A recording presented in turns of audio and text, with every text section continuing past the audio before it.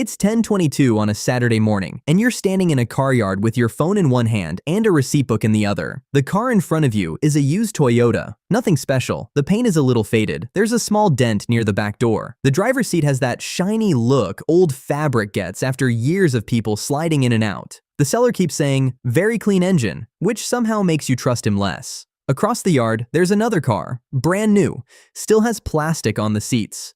The dashboard screen looks like an iPad. The tires still have those tiny rubber hairs on them. That's the car you actually want. The salesman sees you looking at it and walks over. He doesn't talk about the full price. He just says, "You can take this one today. Only $800 a month." Only. He says it like $800 is a small inconvenience.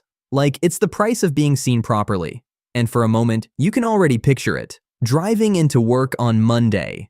Parking near the entrance. Watching people turn their heads, not because they care about you, because they care about what your car says about you.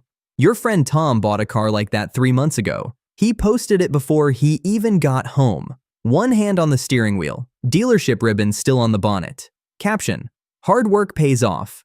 And everyone believed it. Your cousins reacted with fire emojis. People at work asked for rides. Even your aunt, who never comments on anything, said, "Tom is really doing well." Nobody asked about the hire purchase. Nobody asked about the interest. Nobody asked how many years he had signed away. They just saw the car. Now, you're standing in the same place, one signature away from being seen the same way. But then your mechanic calls. He had checked the used Toyota earlier. He says, "It's not perfect, but it's okay. If you buy it cash, you'll sleep better."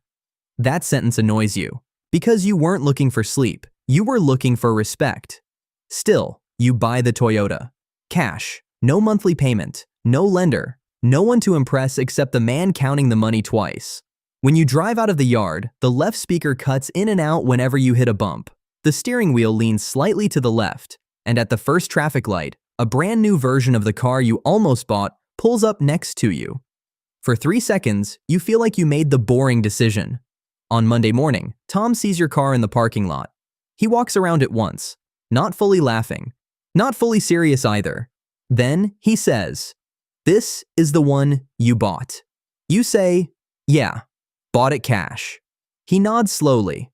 Then he says, "At least you won't have pressure." That sounds like a compliment, but it doesn't land like one. For the next few months, the car becomes a small joke. Your friend asks if it came with free cassette tapes. Your cousin says, "You should have just taken a loan and got something clean."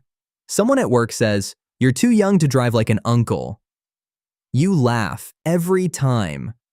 Because if you don't laugh first, it feels like they've won. Tom, meanwhile, is enjoying his car. He washes it every Sunday. He parks far from other cars. He tells people not to eat inside. When you ride with him, the seats still smell new. And you get it. You understand why he signed. There's a kind of confidence that comes from owning the thing people already respect. Except he doesn't really own it yet. Every month, $800 leaves his account. Every month, on the same day, before he buys groceries, before he sends money home, before he saves anything, the car takes its share. You decide to do something quiet. On the same day, Tom pays $800 for his car. You invest $800 into an S&P 500 index fund. The first time you do it, nothing happens. No one sees it. No one congratulates you. Your phone just shows a small confirmation. Order filled. That's all. 1 month later, you do it again. Then again. By month 4, your Toyota needs new tires. You spend $460. You're angry the whole day. Not because you can't afford it. Because everyone who laughed at your car suddenly sounds right. That evening, Tom passes by and sees the new tires. He jokes, "Old cars will humble you." You smile, but you don't say what you're thinking. Because his car is humbling him too. Just more quietly. By the end of year 1, Tom has paid $9,600 toward his car. You have invested $9,600. Your account is slightly above that, then slightly below it, then above it again. Some days it feels like progress. Some days it feels like you're just moving money into an app and hoping the future remembers you. Tom still looks like the winner. At weddings, people ask him where he bought the car. At work, people assume he earns more. When relatives need advice, they ask him first. Not because he knows more, because his car's parked outside. Year 2 is when the excitement starts fading. Not for you, for everyone else. Your Toyota is no longer funny. It's just your car. Tom's car is no longer shocking. It's just Tom's car. The same people who once gathered around it now walk past it without looking. But the payment is still there. $800 every month, rain or shine, good month or bad month. By the middle of year 2, Tom stops talking about the car as much. He still defends it if someone asks. He says things like, "At least I enjoy what I work for."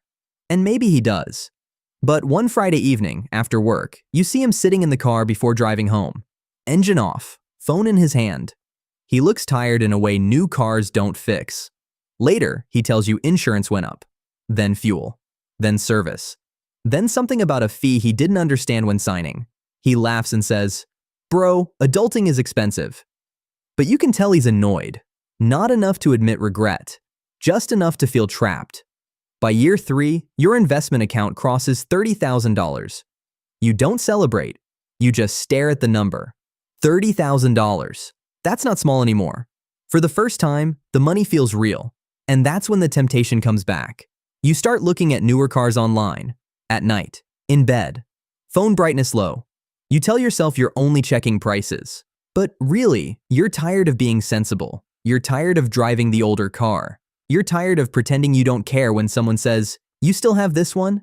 One Saturday, you visit a dealership. Just to look. You sit inside a newer car. Not brand new, but clean, quiet, respectable. The kind of car that wouldn't need an explanation. For 20 minutes, you imagine selling the Toyota, pulling some money from the investment account, and finally, getting something that matches how hard you've been working. The salesman asks, "Are you paying cash or financing?" And suddenly, you feel the same pressure from 3 years ago. Different car, same feeling. You leave without buying. On the drive home, the Toyota feels worse than usual. The dashboard rattles. The left speaker cuts out again. You feel responsible, but not happy. That's the part people leave out. Good decisions don't always feel good while you're making them. Sometimes they just feel like watching other people enjoy the thing you refused yourself. By year 4, Tom's car has its first serious scratch. Someone hit it in a parking lot and disappeared.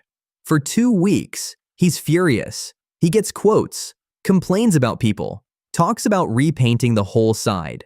But eventually, he leaves it, because repainting it properly costs more than he wants to spend. That scratch changes something, not in the car, in him. The car is still nice, but now it's no longer perfect. And once a car stops being perfect, the payment starts feeling different. You can hear it when he talks. He doesn't say, "I love this car," as much anymore. He says, "I'm almost done." But he is not almost done. He still has years left. By year 5, your account is around $60,000. Not because the market went straight up. It didn't. Some months were ugly. There was one stretch where your account dropped by thousands, and you had to act normal at work while pretending not to care. You cared. You checked the app too much. You questioned the whole thing. You wondered if Tom was right to at least enjoy his money in the present. But you kept investing the $800, partly because you believed in it, partly because stopping would make the old car feel pointless. That year, Tom finishes the original excitement phase completely. Nobody compliments the car anymore. The newer model is out. Then another newer model. His car still looks good, but it no longer makes people assume he's ahead. It just makes people assume he has a car payment. One evening, you're both at a friend's place. Someone jokes that Tom is the successful one because of his car. He smiles. Then, quietly, while everyone else is talking, he says, "People don't know how much this thing costs me." You look at him. He looks at the car. Then he says, "But once you start, you can't just stop. You'll look like you failed." That stays with you, because that's the real trap. Not the car, the audience. By year 6, your Toyota is properly old. Not broken, just old. You know every sound it makes. You know which mechanic not to trust. You know how long you can drive after the fuel light comes on. You know that if it rains hard, the back window fogs before the front. You have thought about replacing it at least 10 times, but your investment account is now close to $80,000, and the more it grows, the harder it becomes to interrupt it. Not because you're cheap, because the money has become something else. At first, it was just unused car payments. Then it became savings. Then it became proof. Proof that you could be laughed at and not react. Proof that you could want something and still wait. Proof that looking rich and becoming stable are not the same project. By year 7, your account crosses $100,000. This time, you take a screenshot. You don't post it. You don't send it to the family group. You just keep it. That same month, Tom starts talking about upgrading. His car is almost paid off, but now he's bored with it. He says the new model has better features, better safety, better fuel economy, a better screen. All reasonable things. But you know him well enough now. It's not really about the screen. It's about the feeling he had the first week he bought the car. He wants that feeling back. And honestly, part of you understands. Because when people clap for your purchase, it feels like progress, even if the applause is rented. By year 8, Tom finally clears the hire purchase. He owns the car. Fully. Everyone congratulates him again. And he deserves some credit. Paying $800 every month for years is not easy. But the car he owns now is not the car he imagined when he signed.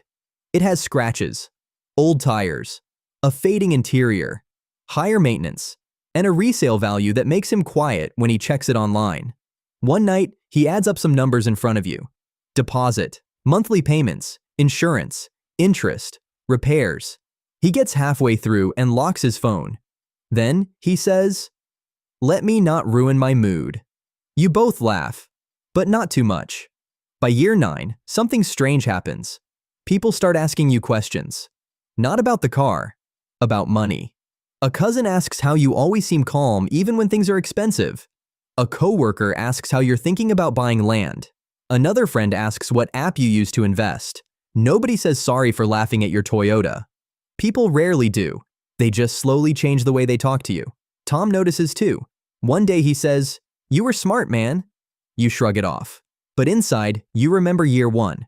The jokes, the parking lot, the way he looked at your car and tried not to sound disappointed for you. You don't bring it up. There's no need. By year 10, your account is around $150,000. Some of it is from the $800 you kept investing. Some of it is from time. Some of it is from the market doing what it does quietly, unevenly, and never on your schedule. You still don't feel rich. That surprises you. You thought $150,000 would feel like a movie scene. It doesn't. You still compare prices. You still delay purchases. You still get annoyed when your mechanic says, "We need to replace this part." But you feel different in one specific way. You no longer need every purchase to explain your worth. You can buy a better car now if you want. Not because people are laughing. Not because Tom has one. Not because a salesman says only $800 a month. Because you can afford it without giving your future a monthly wound. One Saturday morning, 10 years after that first car yard, you drive past the same road. The dealership is still there. Different banners, different models, same shiny promise. Your Toyota is older now. The steering wheel is more worn. The speaker is worse. The dent is still there because at some point you stop seeing it. You pull into a fuel station and Tom calls. He's thinking about getting another car, another payment, another fresh start. He says, "This time I'll be smarter." You don't lecture him. You don't tell him what to do. Because you know the feeling. You know how easy it is to confuse being admired with doing well. You just look at your dashboard, then at the investment app on your phone. Around $150,000. Built slowly. Built boringly. Built while people thought you were behind. And for the first time, the old car doesn't feel like the thing you settled for. It feels like the thing that kept a door open. The car got older. So did Tom's. The difference is, his payments disappeared into something parked outside. Yours became something that can follow you for the rest of your life.